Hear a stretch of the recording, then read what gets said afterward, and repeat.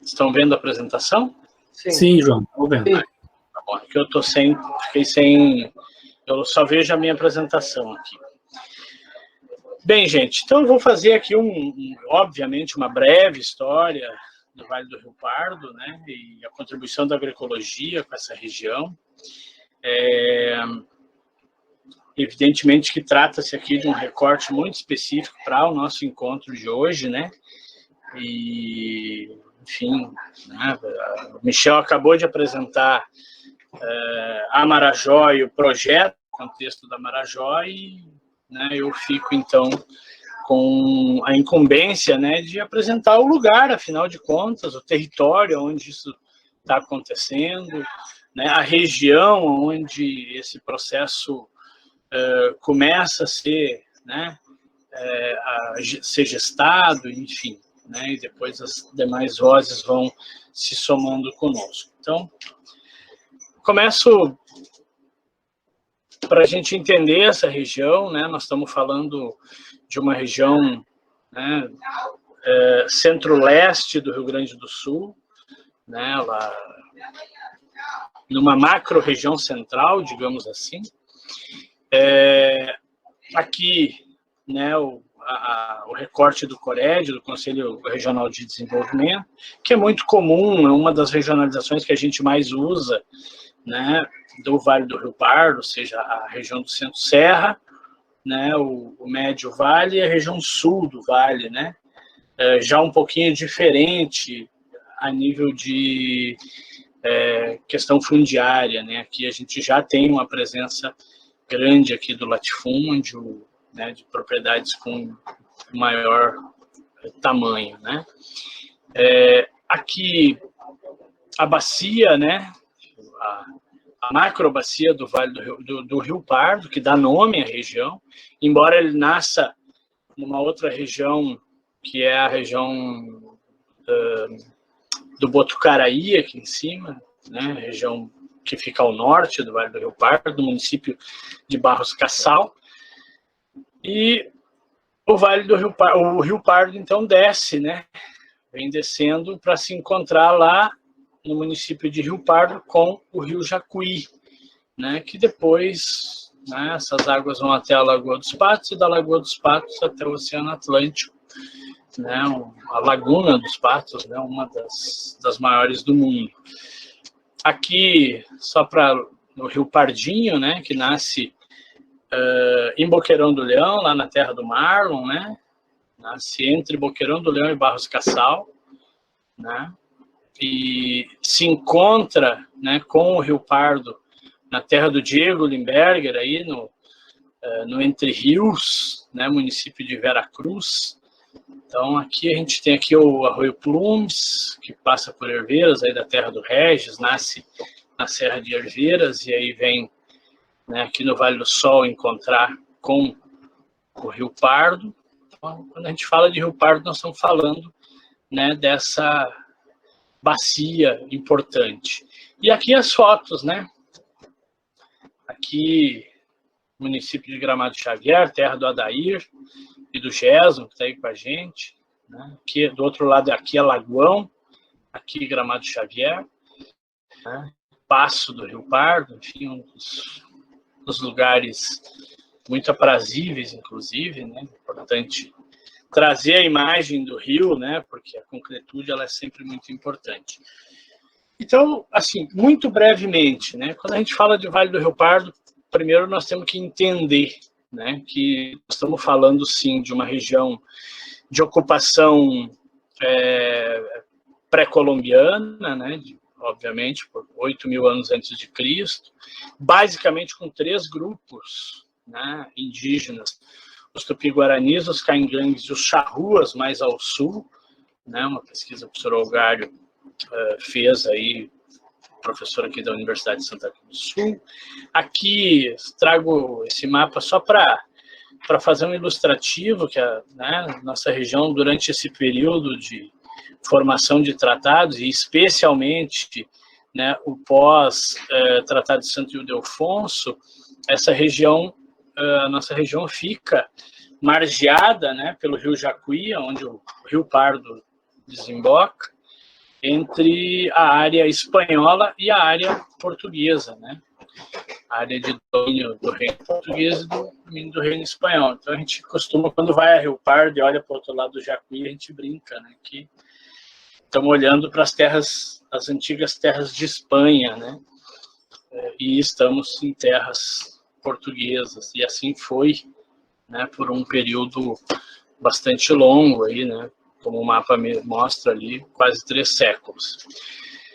E essa população indígena é muito interessante, porque a gente tem pesquisas que vão apontar o quanto a gente tem, ao mesmo tempo que é conhecido aqui no Rio Grande do Sul as missões jesuíticas no noroeste do estado, nós tivemos áreas de missões religiosas também na região, né? A gente tem no que seria Candelária hoje, né, a redução Jesus Maria, com mais de 1.600 indígenas, né? Entre Candelária e Rio Pardo, a gente teve uma outra redução com mais de 1.000 famílias indígenas, né, catequizadas, enfim, pelas missões jesuíticas, né? E elas vão ter o fim muito próximo ao período da Guerra Guaranítica que vai ter aqui, que é o que a gente mais conhece, né? Que é a guerra que vai praticamente destruir a organização das missões jesuíticas, não só no Rio Grande do Sul e na área portuguesa, mas também na área espanhola, no caso da Argentina e do Paraguai. E quem arquiteta esse processo por esta região é o Raposo Tavares, né, bandeirante conhecido aí por bastante malfeitos ao longo, né, da história, no processo de internalização da colonização no Brasil, né? Então veja que nós estamos falando até o século XVII, basicamente de população indígena e a chegada do sujeito português, né? Aí, com o 18, a chegada dos açorianos, né? Que vão se colocar nessa faixa sul do Brasil. E aqui a gente destaca Cachoeira, Encruzilhada do Sul, Rio Pardo também, né? Com áreas de ocupação açoriana. E a presença, logo em seguida, né, do sujeito português, das populações escravizadas trazidas da África, né? Eu trago aqui só alguns dados, aqui, um estudo que o professor Algário fez sobre escravismo na região e do professor Mário Maestre, só para a gente ter uma ideia de quando a gente fala de Vale do Rio Pardo e pensa, por exemplo, o início do século XIX, ou seja, antes da chegada dos imigrantes germânicos aqui na região, nós estamos falando em Rio Pardo, que era um centro importante, era uma feira importante, né, de venda de escravizados no Rio Grande do Sul. Basicamente, metade da população, né, era de escravizados, né?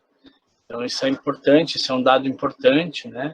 Cachoeira do Sul tinha mais, numericamente, né, escravizados do que Rio Pardo, né? Então, Cachoeira do ladinho, né, como a Bruna bem apresentou ontem, né, dentro do mapa da agroecologia aqui do Vale do Rio Pardo, né, colocamos Cachoeira dentro desse mapa pelas experiências que lá existem, né, e, enfim, aqui uma informação importante, né, metade, adiante da metade do século XIX, a Câmara Municipal de Rio Pardo apontou que os 40 maiores estancieiros de Rio Pardo possuíam 171 escravizados na lida campeira, né, contra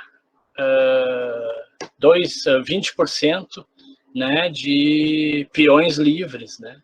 Esse é um detalhe importante. 1858, veja que, né, já está proibido o tráfico negreiro para o Brasil, né, que é de 1850.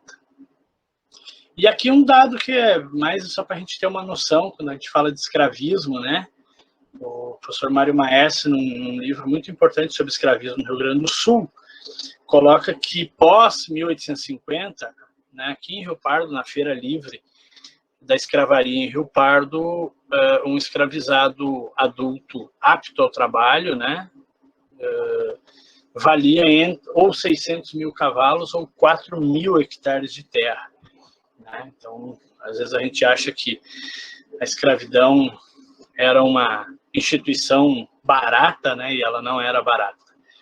Aqui um desenho, só para a gente contextualizar, Rio Pardo até 1809, né, abrangia basicamente desde Santana do Livramento, Uruguaiana, região das Missões, Ijuí, Santa Maria, tudo era Rio Pardo até 1809.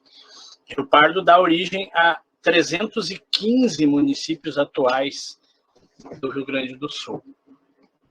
Bem, e aí a gente chega na imigração germânica, né, que começa em 1824 em São Leopoldo, na primeira grande colônia, e a segunda é Santa Cruz, a partir de 1949, né, ou seja, um ano antes da Lei de Terras, de 1850, e também da proibição do tráfico negreiro da África para o Brasil. Esses imigrantes aqui chegados, né, a partir da implantação da colônia, que é a última grande colônia do Império Brasileiro, depois com a Lei de Terras muda o regime, né,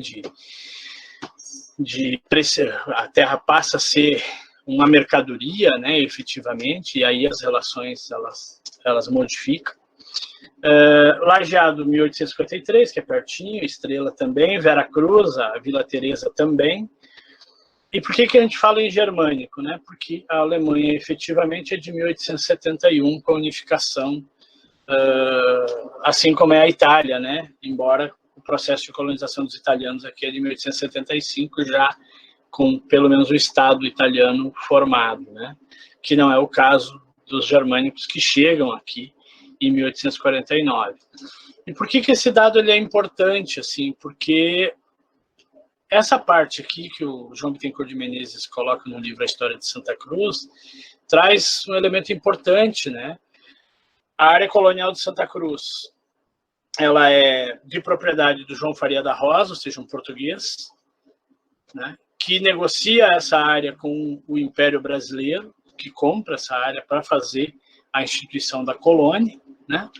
Porém, no contrato de compra tem uma obrigação do João Faria, que é proteger esses imigrantes, basicamente de ataques indígenas, né? O termo utilizado aqui são bugres, muito abundantes na região. E o João Faria vai ter a ideia, então, de cercar a área colonial, né, com moradias dos seus escravizados, né, por um período, né, até que, enfim, a colônia já esteja a pleno funcionamento. Então, veja que, para a chegada dos germânicos aqui, a gente tem, né, uma presença indígena, a propriedade da terra do português, para daí, então, chegar os germânicos, né? E aí é uma questão bem interessante, a questão dos quilombos, que eu não vou entrar nisso, mas a gente tem registros de quilombos na região, né? Inclusive, próximo aqui de casa tem, existe croquis sobre ele, mas aí, pelo fato de estar na mão da igreja, é muito difícil da gente chegar. Eu só faço uma referência que a quadra M número 6, que seria numa área muito nobre da instalação da colônia, seria próximo ao Hospital Santa Cruz, ela era de propriedade de um capitão do mato, né, cujo a alcunha era o Preto Joaquim, né, o Gaiola. Né, e é interessante de pensar, porque legalmente os imigrantes não poderiam se fazer de mão de obra escravizada, né? Eu trago esses elementos só para a gente pensar o Vale do Rio Pardo numa perspectiva fora de uma narrativa hegemônica, e o Michel foi muito bem ao trazer essa questão de que o Rio Pardo é uma região de colonização alemã. A história do Vale do Rio Pardo começa a partir da chegada dos imigrantes. Isso não é verdade. É evidente que a gente tem uma colônia importante, né, dessa população germânica que vem da Europa para cá e que se assenta aqui, né, que vão ser assentadas, né, nessa área colonial, porém, né, ela é um dos grupos étnicos, um dos povos que forma esta região. Então, por isso, esse breve histórico aqui, para a gente, né, se situar bem no que a gente está discutindo. Bem, e aí, afinal de contas, aqui eu entro um pouco na minha tese, essa região tida como uma região, entre aspas, de alemão, também é tida como uma região, né, do tabaco, né?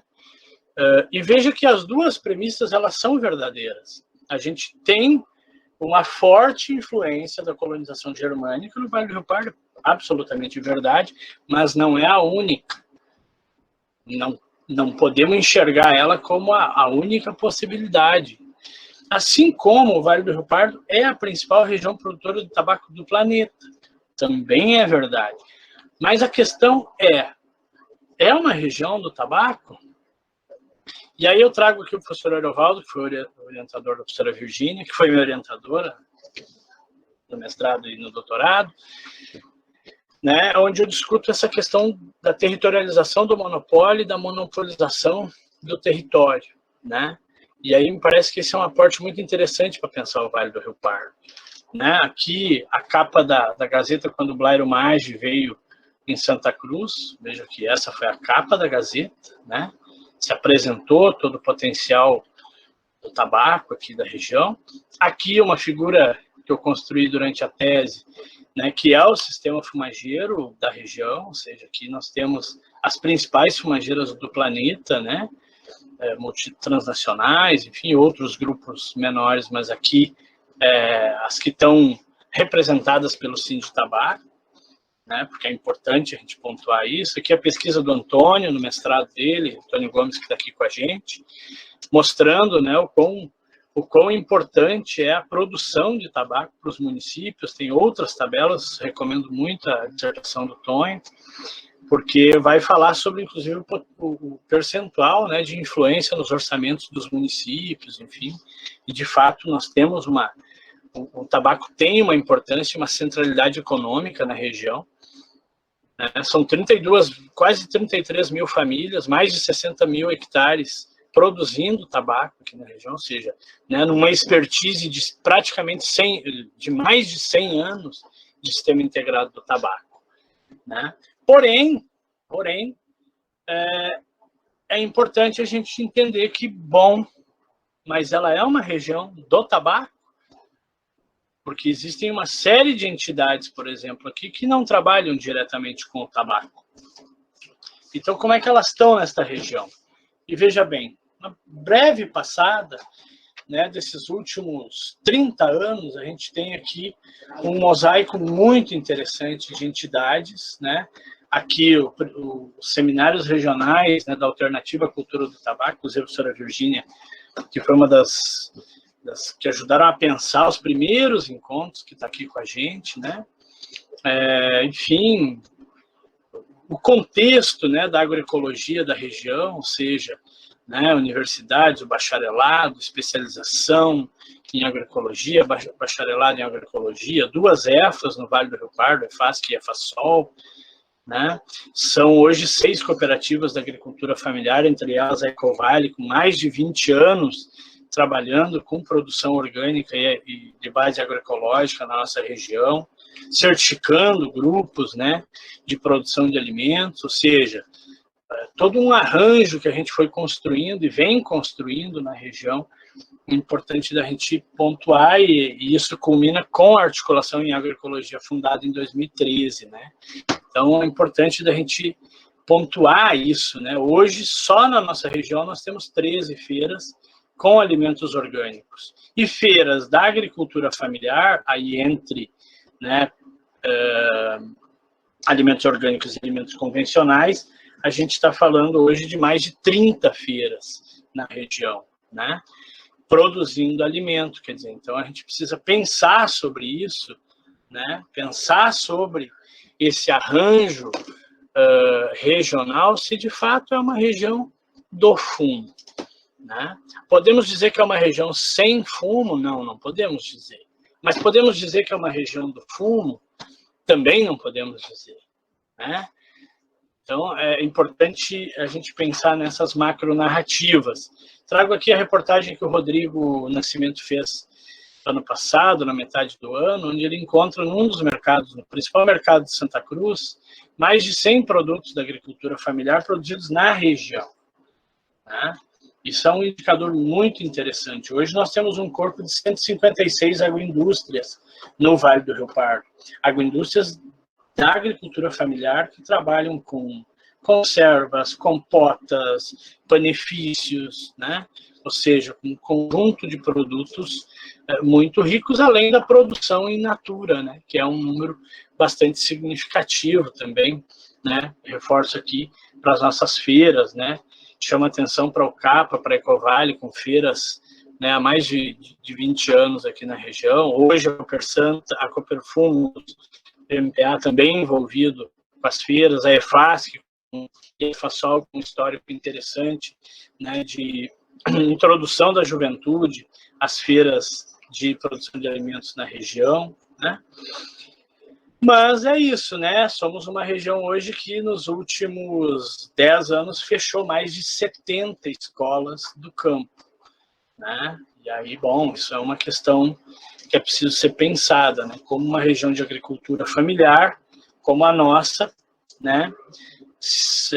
Permite que a gente tenha mais de 70 escolas fechadas, entre elas a escola lá da comunidade do Celírio, que a gente fez um movimento muito forte 5 anos atrás para que não fechasse, enfim, mesmo contra a lei a favor de nós, tudo a favor de nós, a comunidade querendo a escola, tudo, a escola foi fechada pelo poder municipal, poder público municipal, né? Então são lutas que temos pela frente. E uma região de sujeitos da agroecologia, de entidades que trabalham com agroecologia, né? Uma região conectada, né, com Pernambuco, com Centro Sabiá, né, com as EFAS de Minas, com o CTA de Minas, com o Espírito Santo, EFAS do Espírito Santo, com outras entidades, né, a qual companheiros e companheiras fazem parte, enfim, CAPA Ecovale, né, Grupo Eco da Vida, a Bruna, representando também a juventude, seu Reinaldo, uma das referências que a gente tem aqui em agroecologia, desde 1966, produzindo com base agroecológica, né, o Valderi, que hoje está no nosso bacharelado aí, junto com as filhas, com o genro, enfim, sujeitos, né, professor José, o coordenador hoje do nosso programa, do nosso curso, né, da UERGS, a GEFA, enfim, então temos um conjunto de sujeitos, de entidades que trabalham para muito além do fumo, né?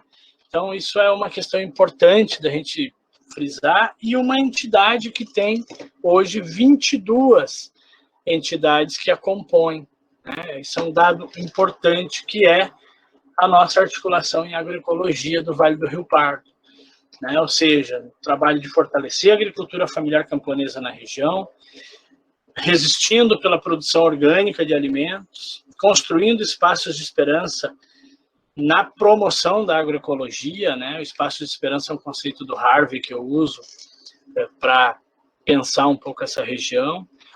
Construindo uma agenda regional de produção de alimentos, né?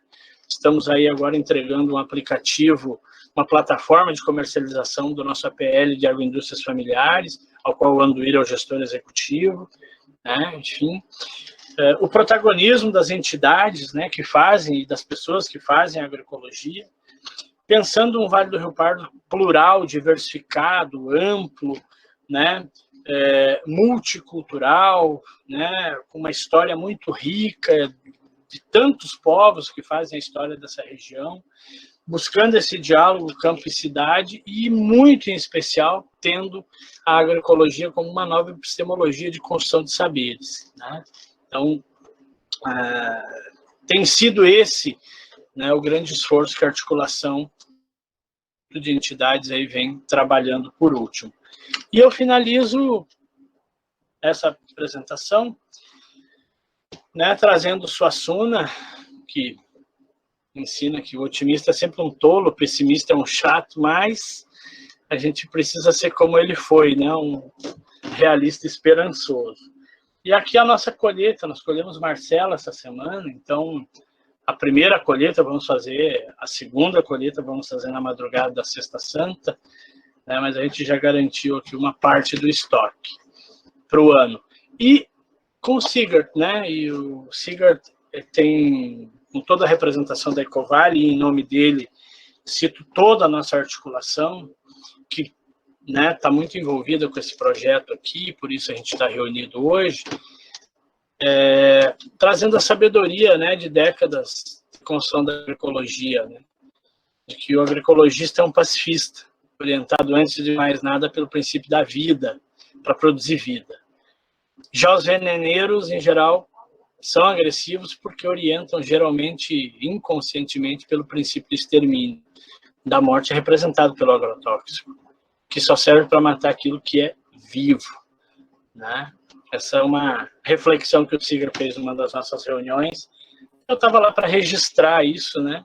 Para que a gente possa usar essa sabedoria para orientar as nossas práticas e as nossas ações, enfim, e todo o conjunto, né, de atividades que a gente tem feito aí nesses últimos anos. Então, essa é uma breve, uma rápida passagem sobre o Vale do Rio Pardo para vocês, respondendo as duas provocações, né? Nós somos uma região de diversidade, uma região composta historicamente por grupos sociais distintos e uma região formada economicamente por uma série de atividades econômicas, entre elas a produção de alimento como um dos esteios desta região, junto com a fumicultura, junto com a criação de animais, enfim, e outras atividades econômicas que também são importantes. Então, o objetivo dessa apresentação é situar o contexto do projeto enquanto região e apresentar para vocês sobre que bases a gente construiu, né, essa reflexão inicial do projeto, né, porque, como o Michel falou, é por isso que nós estamos reunidos aqui, porque a gente quer escutar também, né, e os outros fóruns certamente serão de menos falatório nosso e mais possibilidades de debate, né, mas para apresentar a base conceitual, né, para vocês, para esse coletivo, para essa junção de entidades e pessoas, né, porque a gente acredita que as coisas precisam ser feitas com aportes teóricos muito claros para poder orientar uma prática também muito clara, né? Essa história de que se criou uma ideia, né, de que mas na teoria é fácil, difícil é na prática.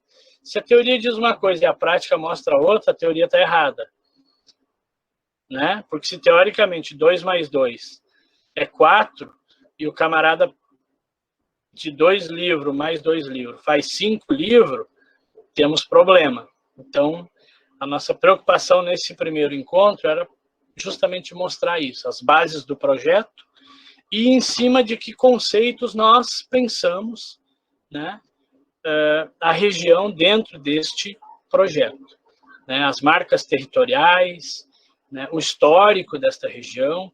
Nós tivemos uma aula magna, maravilhosa ontem sobre território, região, né, e desenvolvimento.